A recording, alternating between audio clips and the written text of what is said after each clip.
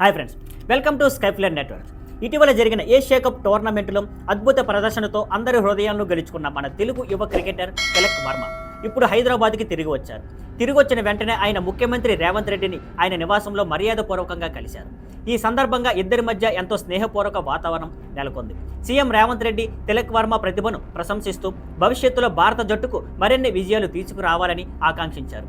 ఇక తిలక్ వర్మ కూడా తన కృతజ్ఞతను వ్యక్తం చేస్తూ సొంత సంతకం చేసిన బ్యాట్ని సీఎం గారికి అందించి తన గౌరవాన్ని చాటుకున్నాడు.